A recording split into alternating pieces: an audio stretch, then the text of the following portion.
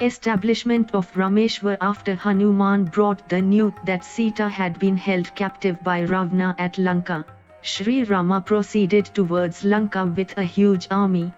After receiving the seashore, he faced the problems of crossing over the sea. Sri Rama made a Parthiva ling of Shiva and worshipped it. Lord Shiva became very pleased with him and appeared. He blessed Sri Rama to be victorious. Sri Rama, on the other hand, requested him to establish himself in that Parthiva ling, to which Lord Shiva agreed. This way, Ramayeshwar Jyotirling came into existence.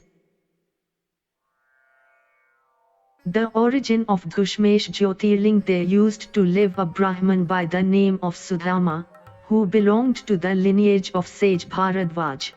He was a great devotee of Lord Shiva. Sudeha was his wife. Sudama had no son. Sudeha desires for a son.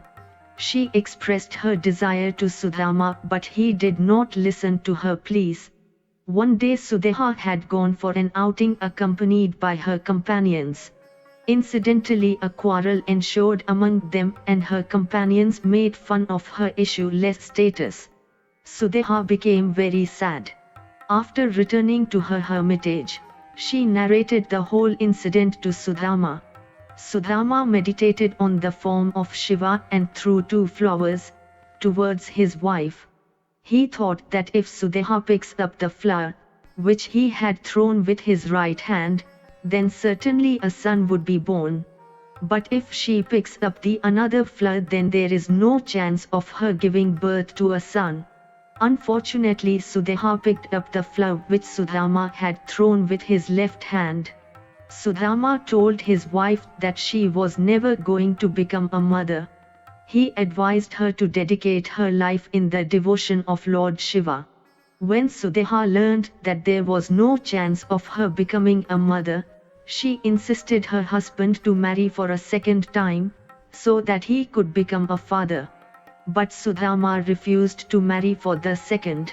Sudeha brought her younger sister Dushma to the hermitage and married her with reluctant Sudama. Dushma proved to be a very faithful wife. She engaged herself in the service of Sudama and Sudeha. She also used to worship the Parthiva ling of Shiva daily. After her worship, she used to immerse the Parthiva lingas in a pond. This way, when she had accomplished the worship of 1,00,000 Parthiva lingas, Lord Shiva blessed her with a son. Sudama was extremely pleased, but Sudeha became jealous of her own sister. When the child grew up, he was married to a beautiful Brahman girl. Dushma instructed the bride to take a special care of Sudeha. So the bride engaged herself in the service of everybody. She took special care of looking into the needs of Sudeha. But still, Sudeha's jealousy did not diminish. One day, gripped by excessive jealousy and anger, she killed Dushma's son while he was asleep. She cut his body into many pieces and threw those pieces into the same pond, in which Dushma used to immerse the Parthiva lingas. When the daughter-in-law noticed a piece of flesh on the bed, she started crying. She went to Dushma and narrated the whole story. Hearing the news of her son's killing, Dushma too started crying. Sudeha also wept artificially. Sudama arrived there. Though he himself was very sad, yet he instructed Dushma to do the daily worship of Parthiva ling as usual. Dushma obeyed the command of her husband. She worshipped the Parthiva lingas and went to the pond of immense. By the blessings of Lord Shiva, her son was standing at the bank of the pond alive. He came towards his mother and said, "Mother, I have become alive even after my death." Dushma was still engrossed in her thoughts of Lord Shiva, so she could not listen to her son. Lord Shiva appeared and blessed Dushma. He also expressed his desire to punish her wicked sister, Sudeha for her evil deed, but Dushma requested him to forgive her.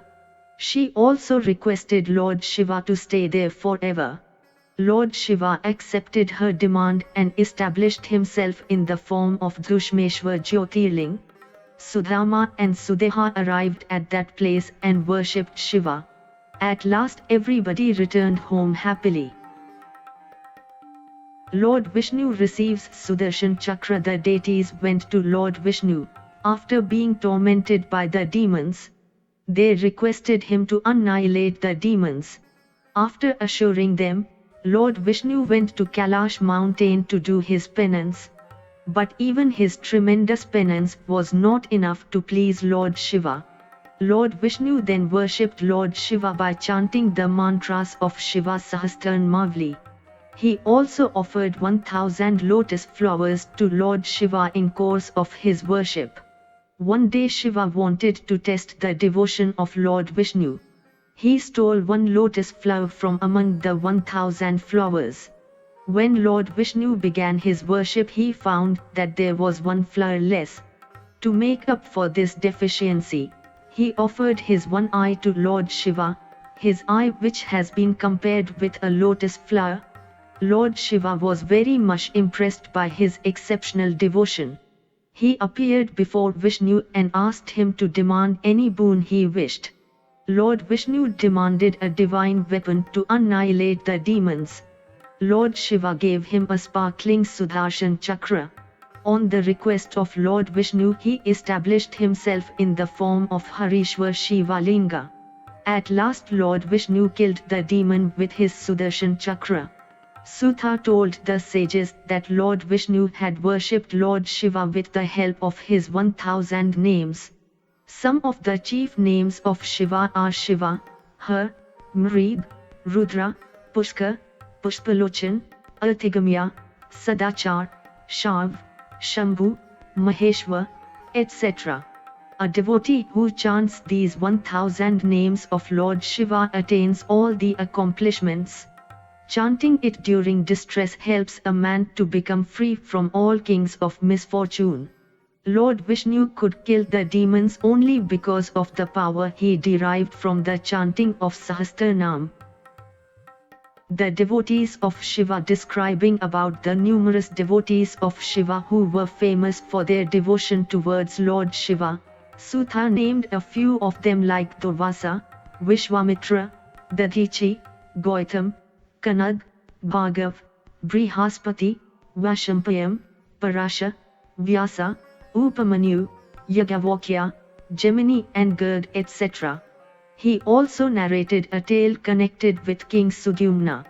Once Sudyumna had gone into that forest which was gifted to Parvati by Lord Shiva, with the warning that any man who dares to enter it would become a woman. As soon as Sudyumna entered that forest, he got transformed into a woman. He became very sad. He worshipped Lord Shiva to regain his masculinity. Lord Shiva, pleased by his devotion, he blessed him to be as a man for 1 month and again as a woman for the same period of time alternately. Austerities and Mahashivratri for Shiva's worship. Once Parvati asked Lord Shiva as to which were the austerities when on being performed by a devotee, helps him to attain both worldly accomplishments as well as liberation. Lord Shiva told her about 10 austerities connected with his worship and their methods. He said, "On the 8th day of every month a devotee should worship me by observing a fast for the whole day and breaking it in the night. But on Kalashtami a devotee must observe the fast for the whole day and night. He must not have food on that day. On the 11th day of the dark lunar month, a devotee must worship me and observe fast during the day. He should break the fast in the night.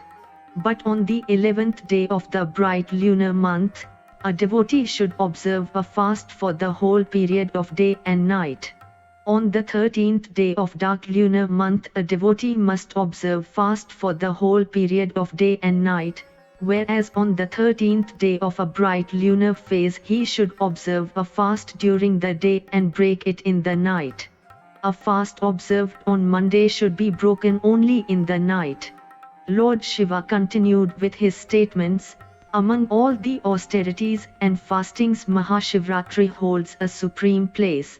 It falls on the 14th day of the dark lunar month of Falgun. On this day the devotee should take a vow to observe a fast after awakening in the morning and finishing his daily choirs. He must observe a fast for the whole day and night. In the night he should worship me either in the temple or in his own home according to his convenience. He should worship me with the help of 16 modes of worship, Sholasopchar. He should either chant the mantras of Lagurudra or perform Abhishek during the course of worship. While doing worship he should eulogize me and perform artis in my praise. He can perform Abhishek with either of the followings: milk, water, sacred water of belonging to a place of pilgrimage, sprinkling water with kush, sugarcane juice, honey and ghee, etc. The devotee should engage himself in my devotion for the whole day. In the end he should feed the Brahmins and make donation to them. A fast observed in this way gives infinite virtues to the devotee. After observing fasts for 14 consecutive years on each of the Shivratri days, a devotee should perform Udyapan, religious rites performed on the accomplishment of an observance. On the day preceding the Udyapan ceremony, a devotee must have food for one time. The next day a devotee should perform Udyapan after making a religious vow and according to the appropriate methods. A devotee who performs Udyapan in the above mentioned way attains to the Shivaloka. The greatness of Shivratri. There used to live a poor bheel named Gurudruha. He was very poor. One day, finding no food available in his house, he went to the forest to hunt an animal. Unfortunately he did not find any animal which he could hunt. Being hungry, he sat down on the bank of a pond and pondered as to what would happen to his family members who were hungry too. He thought that if he waited there, then he might get a chance to kill a thirsty animal, which arrives there to drink water. Gurudruha climbed up a bale tree and waited for his prey. A Shivalinga was established just under that tree, and coincidentally it was a Shivratri day. When the first 3 hours of the night had passed, he saw a female deer arriving with her young ones. He got ready with his bow and arrow and aimed his arrow towards the female deer. By coincidence some leaves from that bale tree fell on the Shivalinga along with some drops of water from the vessel in which he was carrying water. Gurudruha had accomplished the worship of Shiva during the first prahar of the night unawareingly. After hearing the noise made by falling drops of water, the female deer looked up. She saw Gurudruha sitting with his bow and arrows. She asked him about his desire. Gurudruha told her that he wanted to kill her, so that he could feed his family members. The female deer requested him to allow her to go so that she could leave her young ones in the safe custody of her husband. She promised to come back. At first Gurudruha was reluctant, but when the female deer started giving illustrations from the scriptures, he allowed her to go. Meanwhile the sister of female deer arrived there with her young ones. When Gurudruha saw her, he got ready to kill her. Suddenly his movements on the tree made some leaves of bale and few drops of water to fall on the Shivalinga. It was the second prahara of the night, and Gurudruha had again performed the worship of Shiva unawareingly. When the female deer, second, heard the noise made by falling drop of water, she looked up towards Gurudruha. She asked him about his desire. When Gurudruha told about his desire, She requested him to allow her to go so that she could hand over her young ones in the safe custody of her husband. Initially, Guru Druha was reluctant to allow her to go, but when she promised to return back, he allowed her to go. Guru Druha sat on the branches of the bale tree waiting for his prey. The second prahar of the night was coming to an end and the third prahar about to begin. The deer arrived there searching his wife and children. Guru Druha again made himself ready to kill that deer. Again some leaves and few drops of water fell on the Shiva Linga. The worship of Shiva during the third prahara had been accomplished by Guru Druha, though unawareingly. On hearing the noise made by the falling drops of water, the deer looked up and asked Guru Druha about his desire. Guru Druha told him about his desire. The deer requested Guru Druha to allow him to meet his wife and children for once. The deer promised to return back. After becoming satisfied by his intentions, Guru Druha allowed him to go to meet his family. Guru Druha sat on the bale tree waiting for the deers anxiously. The third prahar of the night was approaching its end and the fourth prahar was about to begin. Suddenly Guru Druha saw all the three deers coming towards the pond. He became extremely pleased at the prospect of getting flesh of three animals. He got ready with his bow and arrows. His movements on the bale tree again made some leaves and few drops of water to fall on the Shivaling. Guru Druha had successfully accomplished the worship of Shiva even during the fourth prahar. Not only this, he had also remained awake for the whole night of Shivratri. The fast observed by Guru Druha on Shivratri along with the worship of Shiva though unawareingly had made him an enlightened person. The thought of killing the deers remained no longer in his heart. He thanked all the deers for their help in his attainment of enlightenment. Lord Shiva became extremely pleased and appeared before him. He blessed Guru Druha that in his next birth he would get an opportunity to serve Sri Rama and would become famous as Nishag. Lord Shiva also told Guru Druha that by the blessings of Sri Rama he would attain salvation. By the blessings of Sri Rama he would attain salvation. Sutta, while describing about the virtues of observing fast on Shivratri, told the sages that if a fast observed unwaveringly on Shivratri gives such virtues, then what could be said about a fast which is observed deliberately? According to Sutta, such a fast would bestow both worldly pleasures and salvation. Different stages of liberation. Regarding the different stages of liberation, Sutta told the sages that there were 5 stages of liberation capable of freeing a man from the sorrows of this world. 1. Sarupya, similitude with the Almighty. 2. Salokya. 3. Sannidhya, living in the proximity of the Almighty. 4. Sayujya, getting united with the Almighty. 5. Kalvalya, devotion towards God. Only Lord Shiva is capable of bestowing liberation. One can attain dharma, virtuosity, artha, wealth, and kam, desires and wishes, by the worship of other deities, but Lord Shiva bestows all the 4 of them.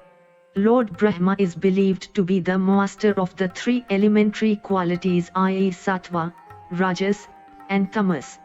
Shiva is beyond these qualities and even the nature itself. He is formless. Lord Shiva is a mystery which remains unsolved even though many sages and even Lord Brahma have tried to solve this mystery called Shiva. The 5th stage of liberation is called Kaivalya, which is attained by having complete devotion towards Lord Shiva. In the present era of Kali, where the attainment of self-knowledge is very difficult, devotion is relatively an easier path. Even devotion has been categorized into 2 types, a. Sagun, with form, b. Nirguna, formless. If man worships Lord Shiva with total devotion, he attains self-knowledge. Each and every objects of this world is nothing but the manifestation of Shiva's power. The creation achieves expansion only when he desires. Shiva is omniscient but himself invisible. Just as the fire, which already exists in the wood but is visible only after it is rubbed, similarly only the Jnanis can experience Lord Shiva even though he is omnipresent. Just as there is no difference between cause and effect, but is appears so due to our ignorance, similarly an ignorant man can never experience the omnipresent Shiva by his sense organs. The living things possess ego but Lord Shiva is egoless. A man can successfully subjugate his ego by becoming knowledgeable and attains liberation after uniting with Lord Shiva. This knowledge was received by Lord Vishnu from Shiva. Lord Vishnu later on revealed it to Lord Brahma and Brahma in turn revealed it to his Manasputra, Sanak, etc. The Manasputra revealed this knowledge to Narada and Narada revealed it to Vyasa. Part 5 Uma Sanhita Conversation between Krishna and Upamanyu. Once, Lord Krishna went to Kailash mountain to do penance with the desire of having a son. He found Maharishi Upamanyu engrossed in his meditation. He told Upamanyu about his desire and requested him to describe about the greatness of Lord Shiva. Upamanyu described about his own experience when he had divine glimpses of Lord Shiva who was meditating. Once I saw Shiva who was surrounded by all the deities. Lord Shiva was engrossed in his deep meditation. Shiva had in his possession all the divine weapons like trident, axe, noose, Sudarshan, etc. Lord Vishnu and Brahma were also present there. I eulogized Lord Shiva who became pleased with me. Lord Shiva wanted to bless me with a boon. I requested Lord Shiva to bless me with 3 things. 1. I should always remain his devotee. 2. To be able to know about the past, present and future events. 3. My family should never feel the scarcity of rice and milk. Lord Shiva not only blessed me with all these 3 things, but also to be able to see the Vavasvat Kalpa. After completing his story, Sage Upamanyu told Krishna he must worship Lord Shiva if he was desirous of a son, because Lord Shiva can be pleased quite easily. Shri Krishna does penance. Shri Krishna then proceeded to do his penance after getting initiated by Upamanyu with the mantra, Om Namah Shivaya. He did a tremendous penance for 15 months by standing on his toe. In the 16th month Lord Shiva and Parvati appeared before him after being pleased by his penance. Lord Shiva expressed his desire to bless Krishna. Krishna demanded 8 boons. 1. May his intelligence always remain inclined towards religiousness. 2. May he attain immortal fame. 3. May he has his abode in Shiva's proximity. 4. May his faith and devotion in Shiva be unswerving. 5. May he have 10 valiant sons. 6. May he be victorious against his enemies. 7. May all his enemies be destroyed. And 8. May be dear to all the yogis. After receiving 8 boons from Lord Shiva, Krishna demanded 1 boon from Goddess Parvati. May he always be in the service of his parents and the Brahmins. Shri Krishna then went back to Upamanyu and narrated the whole story. At last he returned to Dwarka. Classification of grave sins. Describing about the sins, Sutta told the sages that altogether there were 12 types of sins committed by a man by his actions, thought, speech. Out of them having a desire for another person's wife, being desirous of another's wealth, having evil designs against other people and drifting towards sinful path are considered to be sins committed by one's thoughts. The following sins are supposed to be committed by speech: conversating with a woman who is having periods, telling lies, unpleasing talks and backbiting. The following sins are committed by one's actions: eating things which are not worth eating, indulging in violence and uncivilized activities, and taking others' wealth by improper means. Even among all these sins, some are considered to be graver, like criticizing teacher, hermit and parents, etc., stealing the property of temple or a Brahman. A person commits mahapap, grave sin, if he indulges in any of the following: not having devotion towards one's preceptor, abandoning one's preceptor, sleeping on the preceptor's bed, drinking intoxicating drinks, having illicit relationship with one's teacher's wife, taking back the wealth which has already been donated, earning wealth by employing improper means. A man who commits the following sins are considered to be the grave sinners: burning a cowshed, a forest or a city, not marrying a girl with a suitable man, having illicit relationship with daughter-in-law and sister-in-law. The description of hell: each living being has to taste the fruits of his karmas when his soul reaches the abode of Yam after his death. The soul of a virtuous man enters the hell from the northern side, whereas that of sinful man enters from the southern side. Yamnagri, the abode of Yam, is situated at a distance of 86,000 yojans, 1 yojans, 8 miles, from the surface of the earth. The virtuous soul reaches there without any problem because of his virtuous deeds. On the contrary, the soul of a sinner reaches Yamnagri tasting the fruits of his sins all along the way. Moreover, when the soul of a sinner reaches Yamnagri, it gets punished by the Yamdutas. The Lord of Death then gives the final judgment on the basis of each individual's sins. From the hell the virtuous soul leaves for the heaven. There are many categories of hells, all filled up with filth. Charity and its importance. Sutta, while warning the sages, told, people who engages themselves in virtuous deeds throughout their lives and who have been kind of others, cross the terrifying path of the hell quite easily. A person who donates shoes or wooden sandals to Brahmins reaches the hell riding on the horse. Similarly, a person who donates an umbrella to Brahmins reaches the hell under the shade of an umbrella.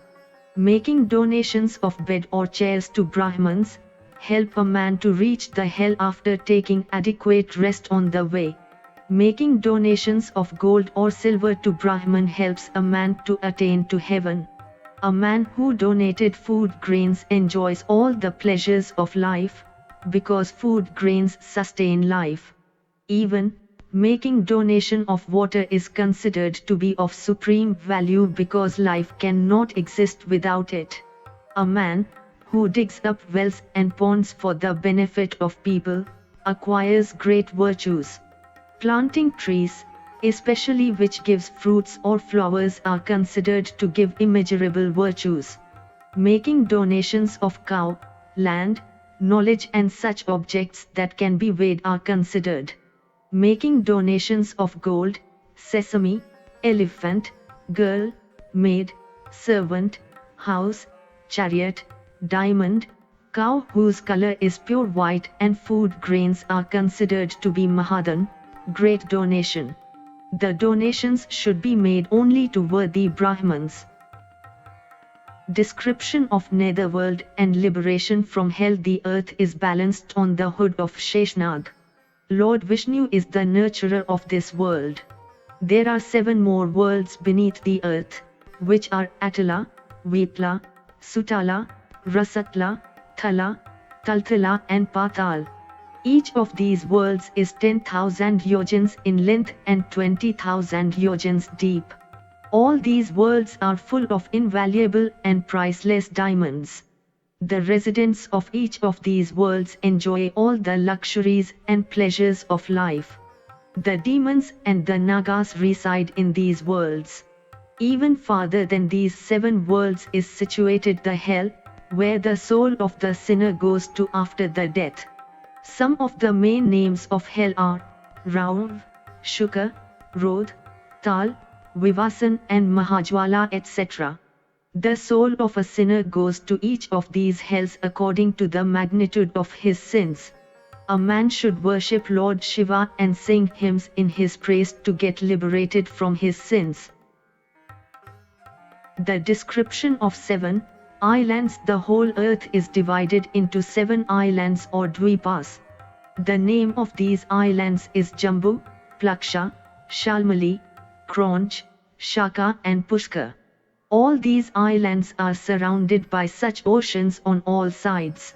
The content of each of these oceans is salt, sugarcane juice, ghee, milk, curds and honey respectively. Jambudvipa is also known as India. It stretches from south of Himalaya to the north of ocean. The total area is about 9,000 yojans. It is further subdivided into 9 land segments, 7 mountains, and 7 sacred rivers near the 7 places of pilgrimage and many other rivers. Similarly, the Plaksha island is surrounded by ocean of salt on all sides and spread up in the area of 1,000 yojans.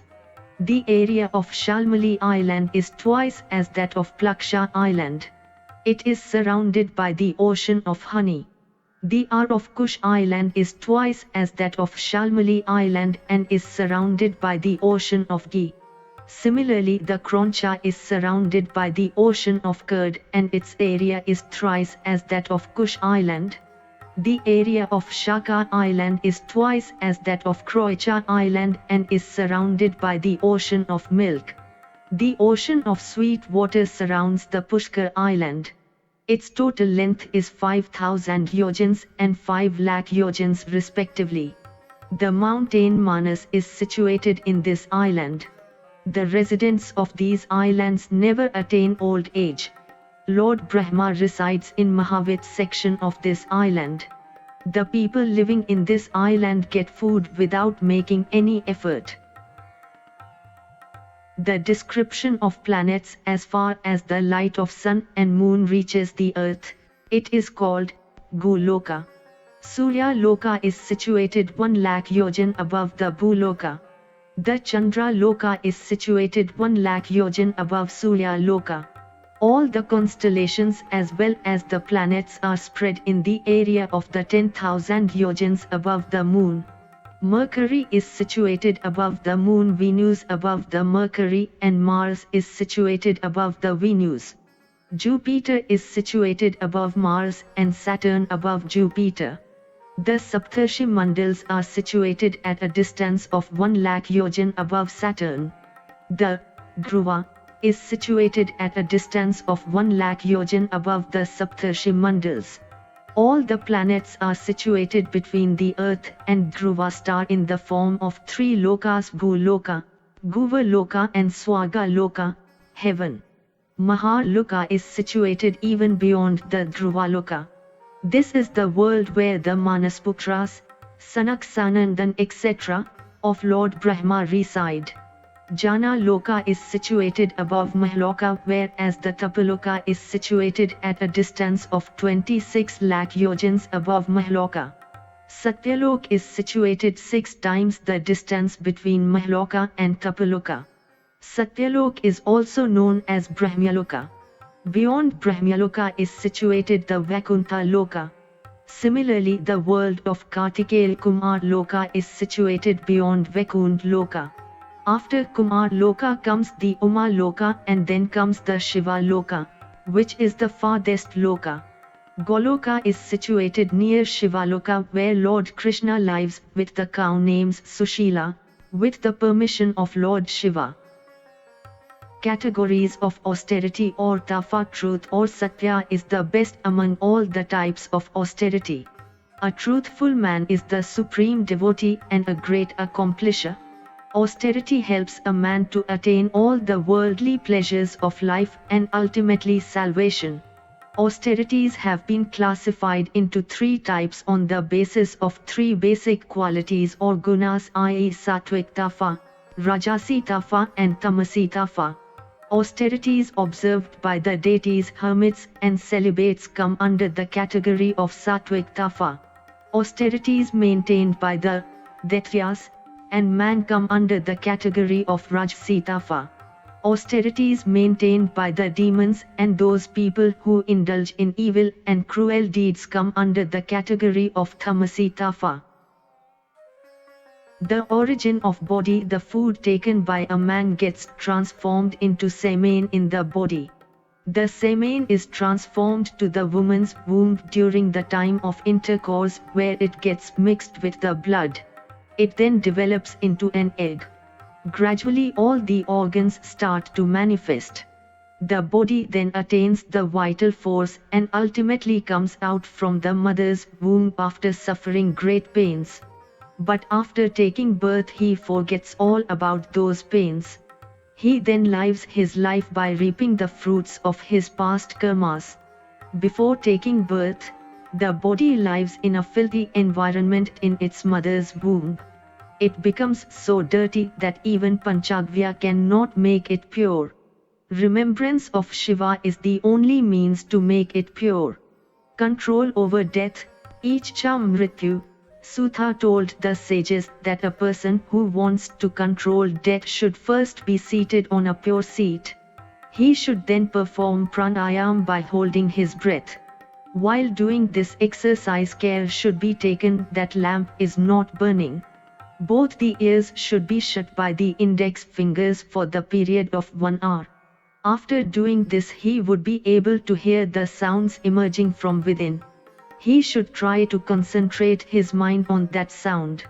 If this exercise is practiced daily for 2 hours, then he will have full control over his death. This particular exercise helps a man to attain great accomplishments, self-knowledge and salvation. The descent of Ganga. Once, Emperor Saga performed an Ashwamedha Yagya. Indra abducted the horse used in this yagya and kept it in the hermitage of sage Kapila. All the 60,000 sons of Saga went to search the horse and found it in Kapila's hermitage. Hearing the commotion and noise, sage Kapila, who was engrossed in his meditation, opened his eyes and came out to see what was happening. He was very angry. He looked angrily towards the sons of Saga. All of them were burned to death except 4. In due course of time, sage Bhagirath became successful in bringing river Ganga to earth with the blessings of Lord Shiva. Bhagirath was the descendants of Saga. Bhagirath made all of his ancestors alive who had met an untimely death by sprinkling the water of Ganga on their bones. River Ganga is also known as Bhagirathi because of Bhagirath. The austerities of Ved Vyasa. Narrating about the life of sage Veda Vyasa, Sutha said to the sages, once while sage Parashar was on his pilgrimage, he arrived at the bank of Yamuna. Satyavati, who emitted the smell of fish, helped him cross the river. Sage Parashar was very pleased with her. He transformed the bad smell emitting from her body into fragrance. He also told her that she would be fortunate to give birth to a son as mighty as Lord Vishnu. In due course of time, Satyavati gave birth to a child. The child was given the name Krishnadvaipayan by Satyavati's father. Soon after his birth, the child told his mother that he was going to do penance and he would come back to see her the moment she desired. The child did tremendous penance and became famous as Veda Vyasa. With this deep knowledge and insight, he categorized the different sections of Veda. After the accomplishment of his penance, Veda Vyasa went on a pilgrimage. He came to Kashi with a desire to write the Puranas. To get the blessings of Lord Shiva, he worshipped the Magheshwar Ling. Lord Shiva became pleased by his devotion and blessed him. Ved Vyasa created numerous Puranas like Brahma Purana, Padma Purana, Vishnu Purana, Shiva Purana, Bhagwat Purana, Bhavishya Purana, Narada Purana, Markandeya Purana, Agni Purana, Brahma Vaivarta Purana, Ling Purana, Vara Purana, Kurma Purana, Matsya Purana, Garuda Purana, Vaman Purana, Skanda Purana and Brahmanda Purana.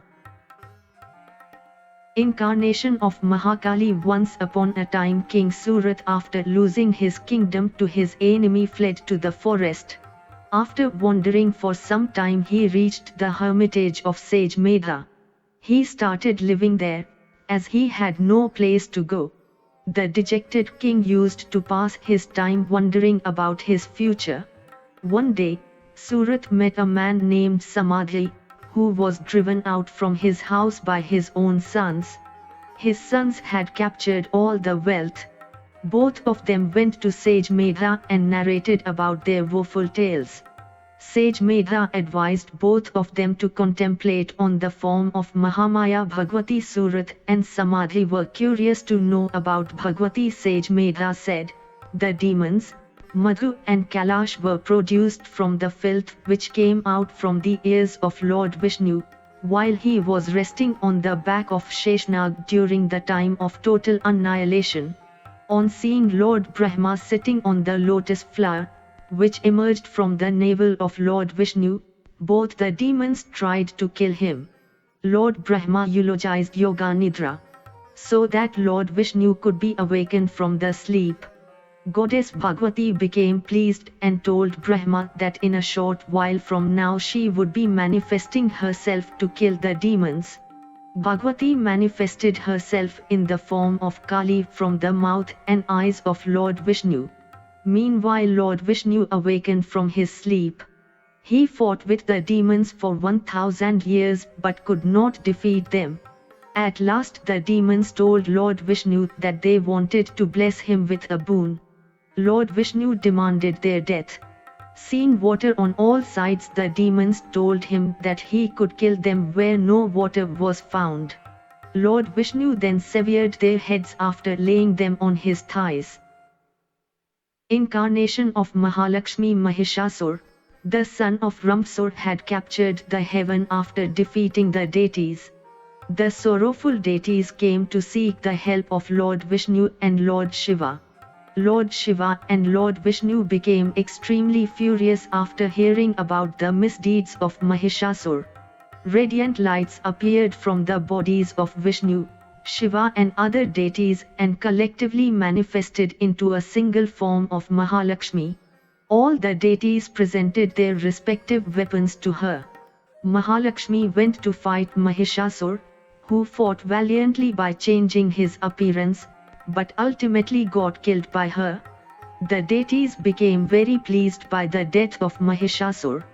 They eulogized and worshipped her. Incarnation of Mahasaraswati. After being tormented by the demons Kshumva and Nishumva, the deities went to Goddess Parvati and requested her to protect them. Kaushiki manifested from the body of Goddess Parvati. Goddess Kaushiki assured the deities and disappeared. By coincidence, the attendants of the demons, Kshumva and Nishumva, happened to see Kaushiki and became enchanted by her divine beauty.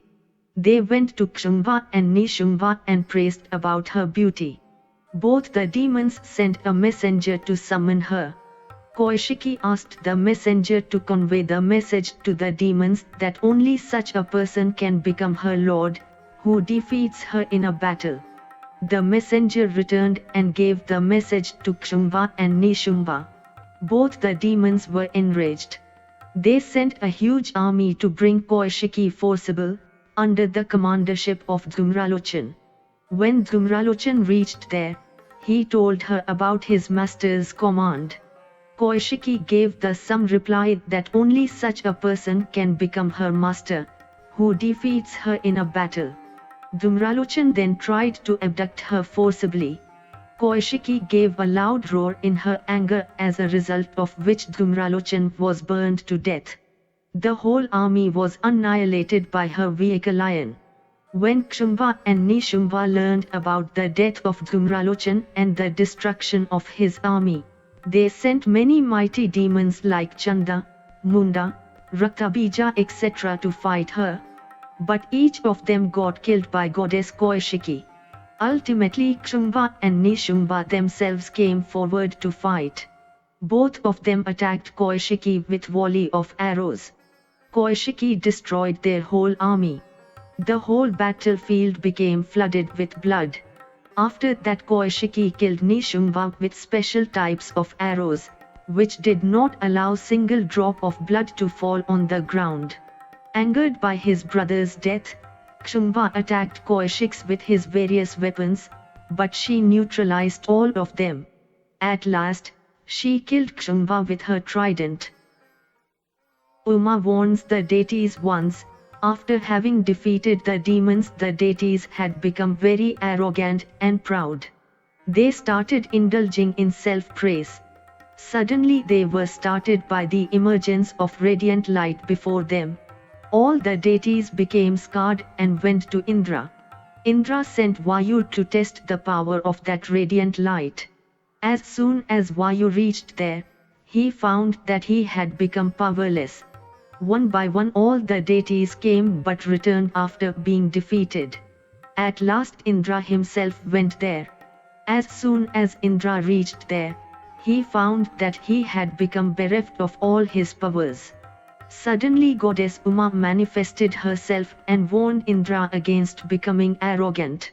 Indra realized his mistake. The incarnation of Shakambhari, the most valiant demon Durgam, had acquired all the 4 Vedas from Lord Brahma after pleasing him. Lord Brahma had also given a boon of invincibility to him. Durgam became very arrogant and started tormenting the whole world. As the consequence, it did not rain for 100 years and the whole world was hit by drought. The deities went to goddess Maheshwari, Parvati, and narrated about their woeful tales. Goddess Maheshwari was so moved by their plights that tears rolled down from her eyes for 9 continuous days and nights. The tear took the form of a river, as the result of which the phase of drought came to an end. The deities then requested her to recover the Vedas, which were in possession of Durgam. They then went back to their abode. When Durgam saw that people were living happily, he attacked with a large army. At that very moment goddess manifested herself and fought a tremendous battle with Durgam. From her body manifested the 10 Mahavidyas and many other goddesses. At last goddess Maheshwari killed Durgam with her trident and recovered the Vedas from his possession. She then handed over the Vedas to the deities.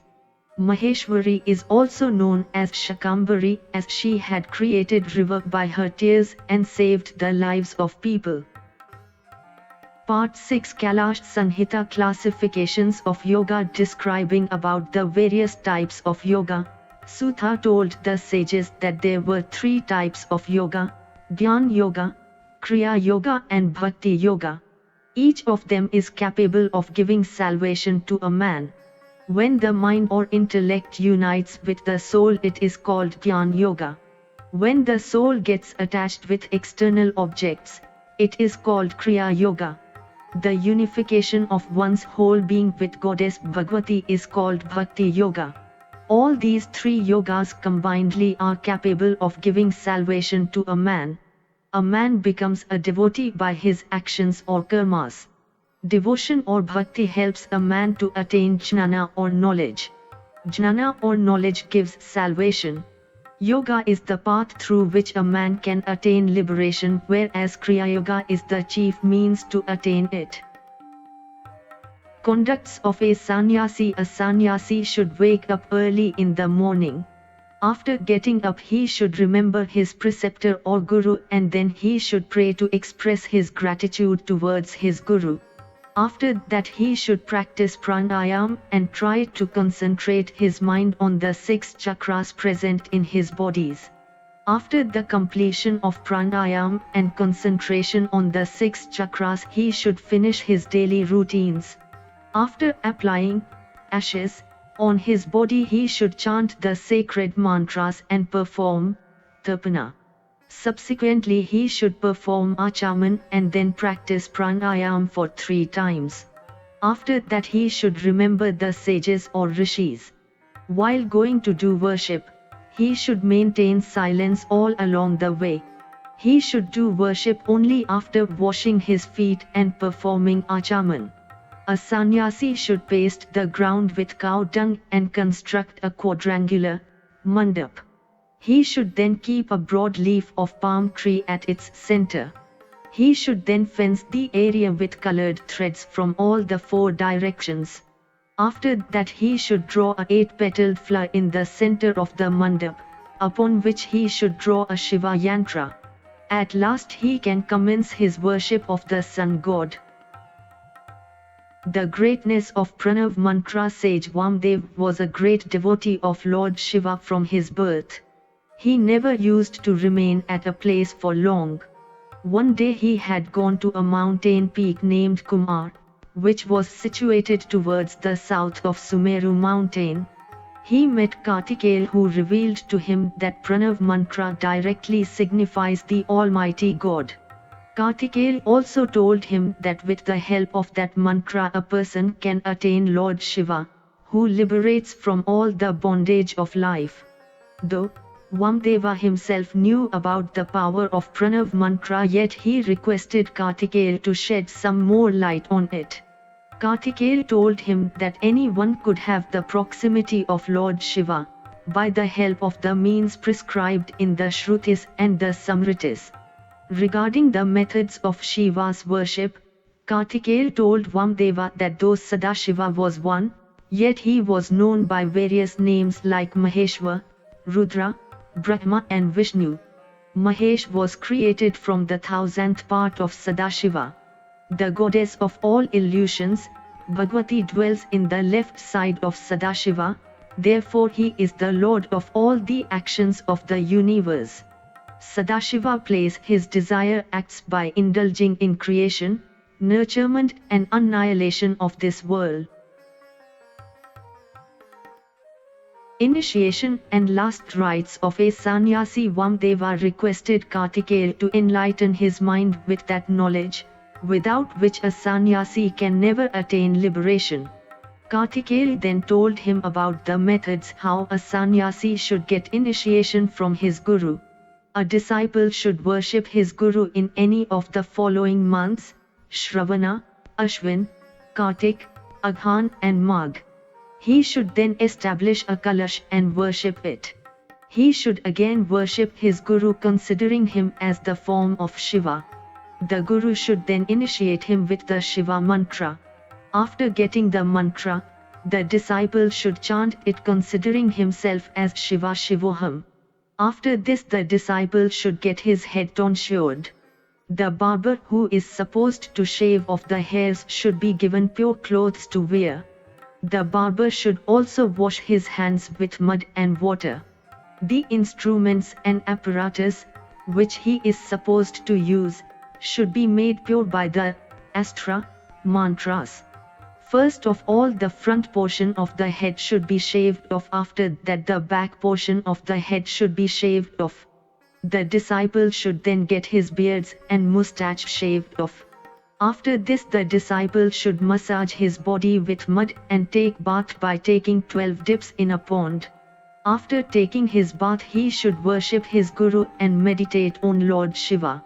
Kartikeya told sage Vamdev that an ascetic does not die but takes a samadhi, therefore instead of being cremated he is buried. Therefore an ascetic must practice the art of samadhi to perfection. If he has not yet perfected the art of samadhi, then he should keep on practicing yoga till he attains mastery over the art of samadhi. He should try to concentrate his mind on the Omkar mantra, which is eternal. If his body has become weak and feeble and incapable of doing physical exercises like pranayam, then he should indulge himself in Shiva remembrance.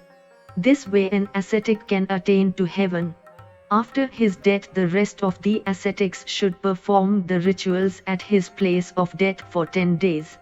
An altar should be constructed on the 11th day. 5 quadrangular mandals should be made facing towards the northern direction. In each of these mandas, deities like Deveshwari, Ativahak etc. should be established first and then worshipped. The worship should be done as per the instruction of Guru by offering prasada. This prasada should be given to a virgin girl or cow later on. The articles used in the process of worship should be immersed in the river or pond. In this way, the Pavan Shraddha ceremony of the deceased ascetic is accomplished. It is worth nothing that Ekadishta Shraddha is not performed after an ascetic death. After the completion of Pavan Shraddha, the ascetic should perform the Eklasha Shraddha as per the instructions of their Guru. On the 12th day, the ascetics should invite the Brahmins, after getting up in the morning and taking their bath. These Brahmins should be fed. The ascetics should then take a vow to worship their Guru by holding a kush, grass in their hands. After that, they should wash the lotus feet of their Guru and worship him. Even the worship of Guru's teacher should be done. After the worship is over, the Guru should get up by saying, Shubhmastu benediction to all. He should then sprinkle the purified rice by chanting mantras. At last donations should be made to the invited Brahmins. Part 7 Vaivya Sanhita The origin of Vidya, knowledge. There are 14 types of learning or Vidyas, 4 Vedas, 6 Vedangas, Mimnasa, Nyaya, Puranas and other religious scriptures. These 14 learning along with Ayurveda, Dhanaveda, Gandharva and Arthashastra becomes 18. All these 18 learnings originate from Lord Shiva. Lord Shiva created Lord Brahma to felicitate the process of creation and bestowed him with all these 18 learnings. He also empowered Lord Vishnu to protect the creation. The 4 Vedas emerged from the mouth of Lord Brahma, on the basis of which were created the numerous scriptures like Vedangas etc. Since these Vedas were difficult to understand, therefore Lord Vishnu took incarnation of Vyasa and created the Puranas, so that they could be understood easily. The Puranas contain 4 lakh shlokas and they help us to understand the essence of the Vedas. The tale of Naimisharanya. Once, Lord Brahma released his Manomaya Chakra and instructed the sages to follow it. He also told them that the place at which the Manomaya Chakra broke down would be very auspicious for doing penance. The sages followed the Manomaya Chakra, which after traveling for a long time fell down on a large segment of land and its circumference, Nemi, broke down as predicted by Lord Brahma. This segment of land became famous as Naimisharanya. The sages decided to perform a yajna at that sacred place. This way the very place, sitting where Lord Brahma did creations. All the sages commenced their yajna, which continued for 10,000 years. On the completion of yajna, the deity arrived there and blessed them as per the instruction of Lord Brahma.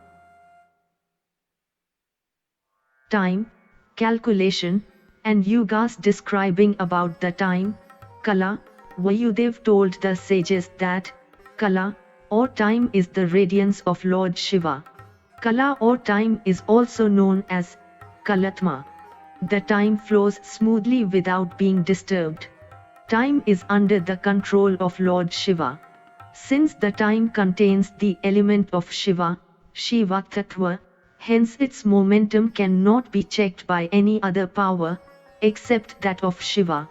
One who understands the meaning of Kala, has a darshan of Lord Shiva. The smallest unit for measuring the time is called Nimesh. The time taken to drop one's eyelid is called 1 Nimesh. A kala consists of 15 nimshas and 30 kalas make a muhurta. A day and a night consist of 30 muhurtas. A month consists of 30 days, divided into 2 fortnights. One fortnight is known as Krishna Paksh, dark lunar phase, and the other is known as Shukla Paksh, bright lunar phase, In Pitaloka the day consists of one fortnight and night of the same number of days.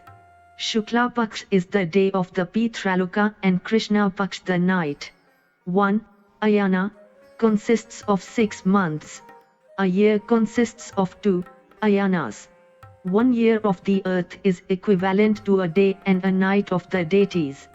The 6 months when sun is in the southern hemisphere of the earth is actually the time when the deities experience night. On the contrary, the 6 months when sun is in the northern hemisphere is the daytime of the deities. 1 year of the deities is equivalent to 360 years of this world. The yugas are counted on the basis of the years of the deities. According to the scholars there are 4 yugas: Satya Yuga, Treta Yuga, Dwapar Yuga and Kali Yuga. A Satya Yuga is equivalent to 4000 years of the deities. A Treta Yuga is equivalent to 3000 years of the deities. Similarly, a Dwapar Yuga is equivalent to 2000 years of the deities and a Kali Yuga to that of 1000 years of the deities. This way all the 4 yugas collectively are equivalent to 12,000 years of the deities. A Kalpa consists of 1000 Chaturyugas. A Manvanta consists of 71 Chaturyugas. One Kalpa is inhabited by 14 Manus, one after another in succession. A Brahma's day is equivalent to 1 divine Kalpa. A Brahma's year is equivalent to 1000 Kalpas. A Brahma's Yuga consists of 8000 such years. A Brahma's Savan consists of his 1000 yugas. Brahma's lifespan is complete after 3000 such savanas. 5,40,000 numbers of Indras succeed one after another during the whole lifespan of Brahma. A Vishnu day is equivalent to the whole lifespan of Brahma. The whole lifespan of Vishnu is equivalent to a day of Rudra. The whole lifespan of Rudra is equivalent to a day of Lord Shiva. In the whole life of Lord Shiva 5,04,000 numbers of Rudras come and go. A Shiva's day commences with the creation and before the end of the night the whole creation gets annihilated. Sadashiva is eternal. Meditation. Describing about meditation, Vayudev told the sages that to concentrate one's restless mind during meditative state, a man needs some kind of form, swarupa, or appearance. Idol worship is very helpful in this regard. If an idol of the deity is worshipped with full devotion, then a time comes when a man can have its sight even in an empty space. Idol worship also helps a devotee to reach towards the Almighty God, who is formless. It is easy for a devotee who believes in Sakar, with form, to change over to the Niraka, formless, worship of God. But it is very difficult for a devotee who believes in the formless Almighty to switch over to Sakar mode of worship. The knowledge of Shiva's essence is a must attain salvation in both the modes of devotion. Pashuput Vrata rituals connected with Shiva's worship. One being asked by the sages about the rituals which gives salvation, Vayudev told them that by having devotion towards Lord Shiva, a man can achieve all the pleasures of the world and even attain salvation. Vayudev also told them about Pashuput Vrata and the benefits derived from it. The whole Pashuput Vrata is divided into 5 parts: Kriya, Thaipe, Tafa, Dhyana and Gyan.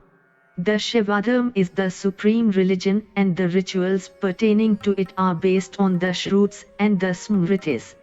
Pashuput Vrata has been mentioned in the Vedas as the bestower of supreme knowledge. It also contains all the 8 organs of yoga, which were created by Lord Shiva himself. Lord Shiva is easily pleased if worship is done by this method. The devotee attains supreme knowledge and becomes liberated from all the bondages of this world. Pashuput Vrata has been mentioned even in the Atharvashirsha Upanishad. It begins on the full moon day, in the month of Chaitra. It can be performed anywhere, a Shiva temple, any sacred place of pilgrimage, forest or garden. A devotee should get up early in the morning, on the 13th day of bright lunar phase, 2 days preceding the full moon day, and after finishing his daily duties he should make salutations to his Guru. With the permission of his Guru, the devotee should then put on vile-colored clothes and a sacred thread of the same color. He should also wear a white garland around his neck and apply sandalwood paste on his body. He should then sit on the seat made of kush grass and take a vow by holding a kush grass in his hand. After this he should do havana by offering articles into the sacred fire. He should observe a fast for the whole day and break it only in the night by having prasada. This ritual should be repeated on the following day, but the fast should not be broken in the night. On the final day, that is full moon day, he should repeat all the rituals, and after putting off the fire of the Havana Kunda, he should smear his body with the ashes. He should then take his bath and put on deer's skin or bark of the tree. He should also hold a stick and put on a waistband, mekla. After that he should again rinse, achaman, his mouth and smear ashes on his body. He should perform the exercise of Ashtanga Yoga 3 times in a day as per the instructions of his Guru. This way a man is freed from the beastly qualities present in him. Pashupat Vrata can be performed by a devotee as long as he is alive, or he can continue it for 12 years of 3 years or 1 year or 6 months or 1 month, or 12 days or 3 days or even 1 day. On the completion of Pashupat Vrata, a devotee should establish a Shiva idol and worship it with all the 16 modes of worship. At last he should perform a Varan Pujan and then worship his Guru. Throughout the period of fast, a devotee should have fruits only and he should sleep on the bare land. Pashupat Vrata done in such a way helps a devotee to attain to the abode of Lord Shiva.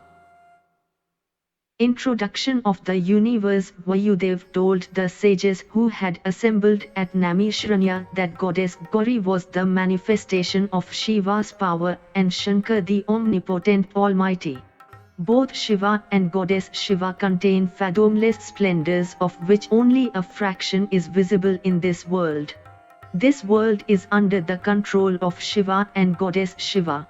Both of them are inseparable. Just as the light of the sun cannot exist without the sun, in the same way goddess Shiva cannot exist without Lord Shiva. Just as a lifeless body is of no use, similarly the world cannot exist without goddess Shakti. This illusionary world is tied up with the delusionary ropes of Shiva and Shakti. The whole creation is the appearance of Almighty Shiva. The ignorant sages describe it in different ways according to their own perceptions. But the fact is that Shiva is one and this world is the creation of his illusions. A man can attain liberation from this illusionary world only when he has the blessings of Shiva. Lord Shiva is beyond the reach of lust, attachment and pleasures. His existence is separate from the nature, delusion, intelligence and ego. He is free from all the bondages. Duties of a Brahman. An ideal Brahman is supposed to perform the following duties: a. Trikal Sandhya, worshipping thrice a day. b. Havan, offerings made to the sacred fire. c. Worship of Shiva Linga. d. Making donations. A Brahman should also have the following qualities: a. To see God in each soul. b. Compassion. c. Virtuous conducts. d. Satisfaction. e. Belief in God. f. Non-violence. g. Devotion. h. Regular Vedas study. I. Practicing yoga. j. Preaching teachings of Vedas. k. Giving lectures on the religious scriptures. l. Being a celibate. m. Penance. n. Having a shikha and a scared thread, etc. A Brahman should never have food during the night and should contently chant the Om Namah Shivaya mantra. Lord Shiva is not pleased that much by rituals as by faith and devotion. A man who worships Lord Shiva while maintaining the rules of Varna Ashrama Dharma has the blessings of Lord Shiva and all of his desires are fulfilled. Chanting of mantras and establishing deities within body. After getting initiated with the Shiva mantra, a devotee should chant it for 1 crore times or 50 lakh times, or 20 lakh times or 10 lakh times, while worshipping Shiva. Havana should be performed for 10th part of the total chanting. Tarpan should be performed for 10th part of the number of Havana. Similarly, Marjan should be performed for the 10th part of the numbers of Tarpan. The numbers of Brahmins selected for feeding should be equivalent to the 10th part of the numbers of Marjan. At last the disciple should give donations to the Brahmins and engage himself in the welfare of society as per the instructions of his Guru. Asceticism, Nyas, are of 3 types: Sthiti, posture; Utpatti, origin; and Laya, fusion. Establishing and chanting the cryptic mantras, alphabets, from the thumb to the little finger is called Sthiti Nyas. Establishing and then chanting the cryptic mantras from the right thumb to the left thumb is called Utpatti Nyas. Establishing and then chanting the cryptic mantras from the left thumb to the right thumb is called Laya Nyas. Sthiti Nyas should be practiced by the householders. Utpatti Nyas should be practiced by the celibates. Laya Nyas should be practiced by those people who have relinquished the world. Vanprasth. A widow should practice Sthiti Nyas. An unmarried girl should practice Utpatti Nyas. These modes of Nyas should be practiced only after being taught by the Guru. Mental worship of Shiva. While doing a mental worship of Shiva, a devotee should worship Lord Ganesha by following the Nyas mode of worship. After that he should worship various deities related with Lord Shiva like Nandi etc. Then he should bring the form of Lord Shiva into his imagination and worship him mentally by making mental offerings. The devotee should then perform Havana in the navel of Lord Shiva by offering ghee. The worship should be accomplished by meditating on the form of Shiva. The devotee should take his seat only after purifying it. He should take a vow after completing all the necessary rituals like Achaman, Pranayam, tying a knot in his shikha. After doing the Deepa Pujan, he should worship various deities like Sun God, Moon God, Varuna, Ganesha and Kartikeya etc. He should then worship both Shiva and Shakti by employing all the 16 modes of worship, Sholasopchar. The devotee should perform Aarti in the end. In the specialized form of Shiva's worship, a Varan Pujan of Shiva is done along with the normal Pujan. A Varan Pujan means worship of all the articles connected with Lord Shiva like his trident, his drum etc. In this specialized worship the Shiva's idol should be bathed first of all. Then the idol should be clothed. A sacred thread should be offered to the Shiva's idol along with the other offerings like tilak, akshat etc. After this the Avaran Pujan of Shiva should be done along with the worship of Shiva's family. If the devotee feels that something was lacking in the worship, he should atone for that mistake by chanting the Panchakshar mantra Om Namah Shivaya. Method of performing Havana. While performing a Shiva Yagya, a devotee should make offerings to the Havana Kunda, made of iron or mud. Fire should be ignited in the Havankunda following the methods as prescribed in the scriptures. He can then commence the actual worship. The devotee should make offerings of ghee with sruva, a wooden spoon, and other articles with his hands.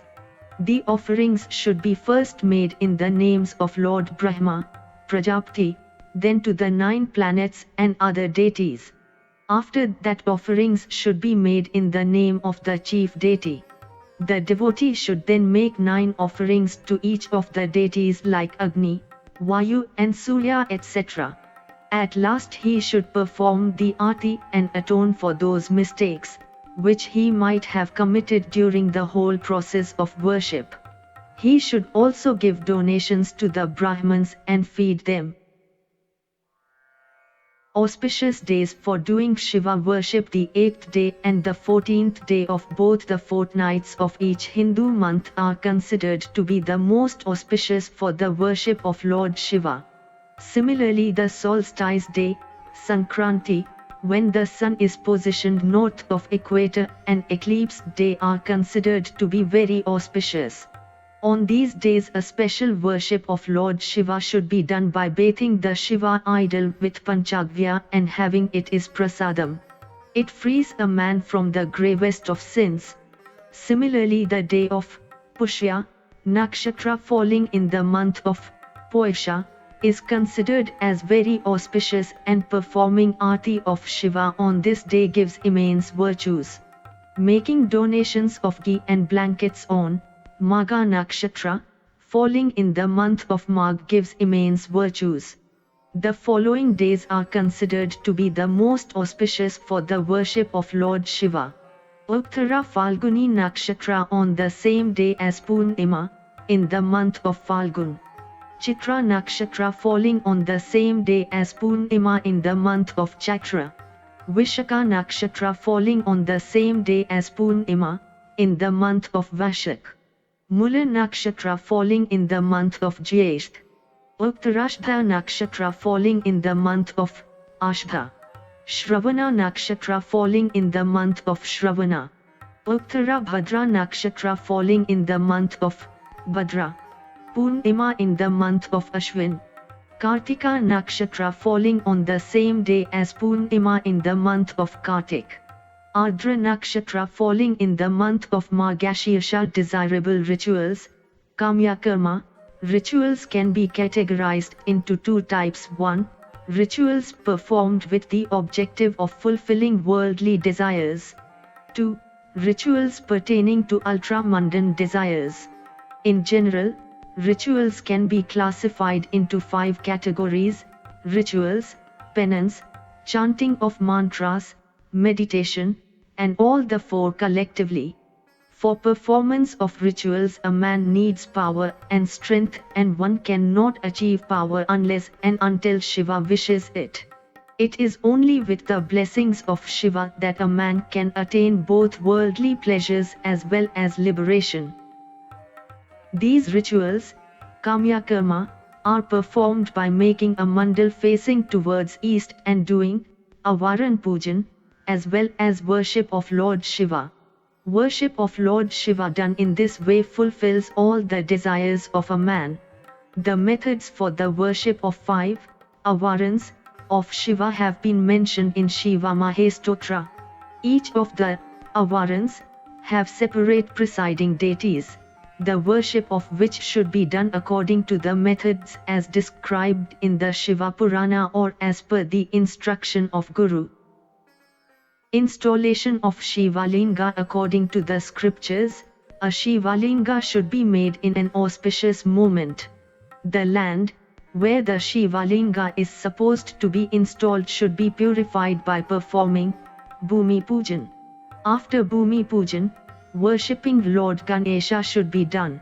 After that, the Shivalinga should be purified by washing it with Panchagavya, and after worshipping it, it should be immersed in the water.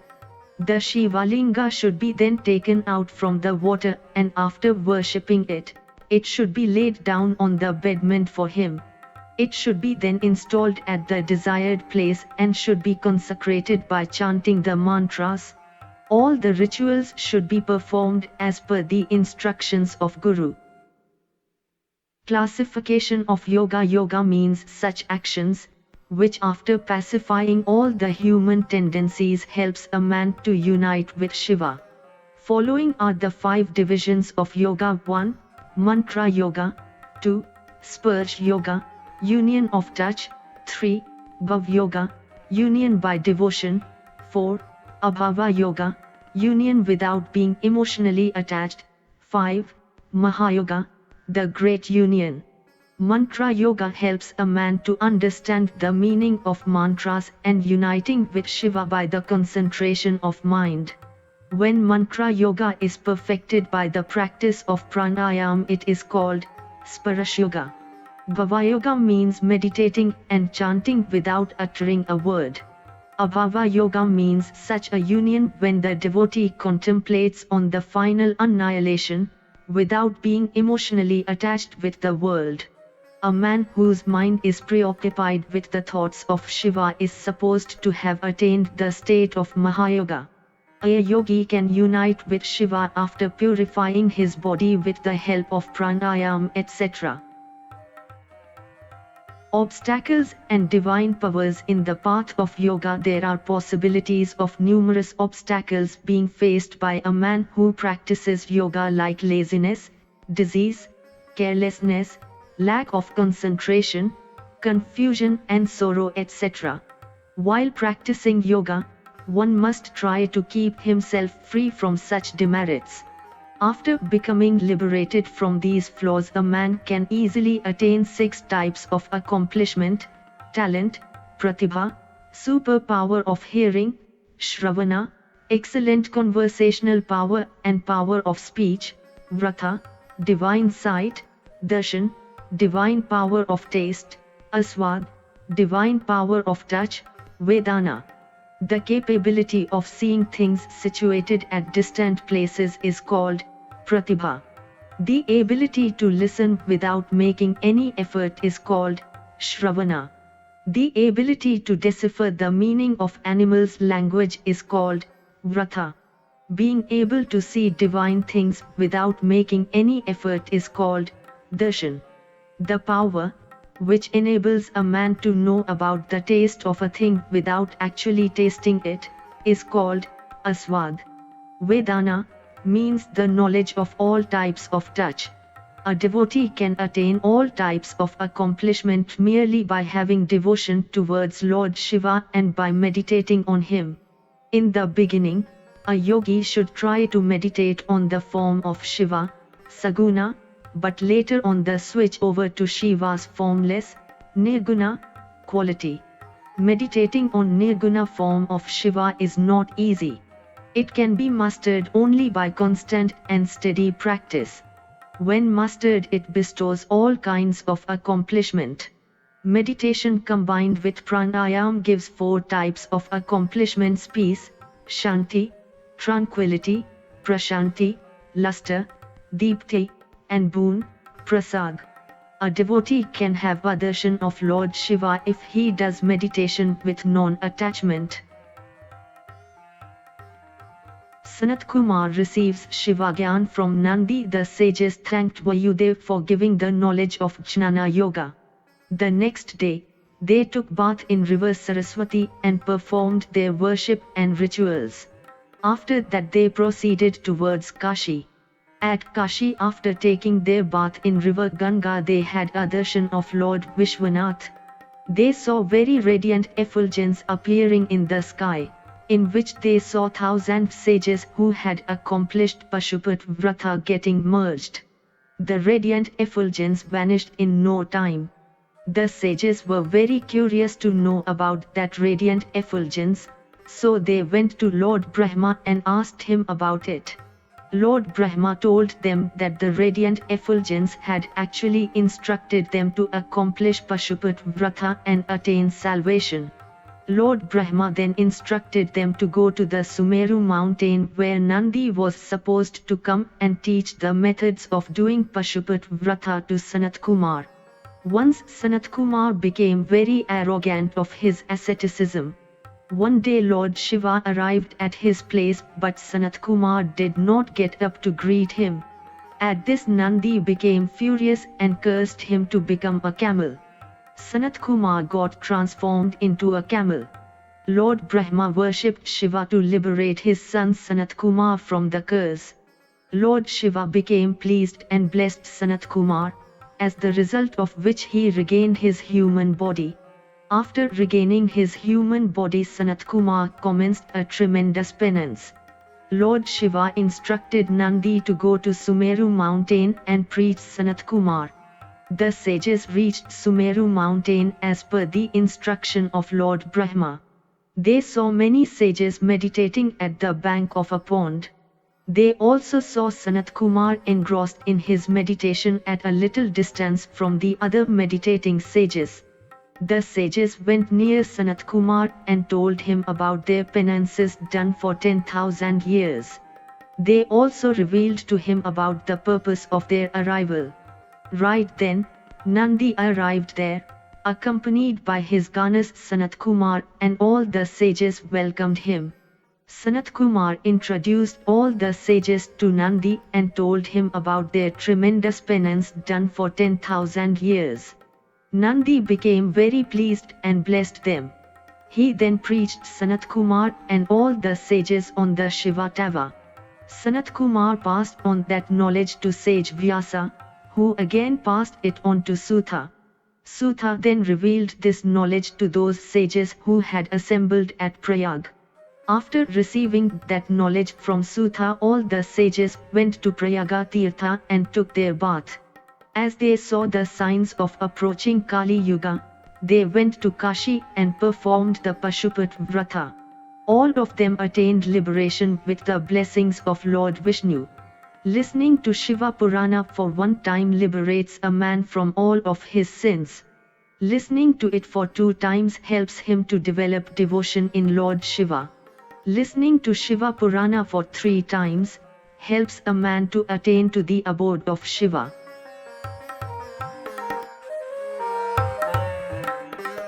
If you enjoyed this audiobook, please like and subscribe to be notified of when new audiobooks are uploaded. Thank you for listening and learning. Shanti.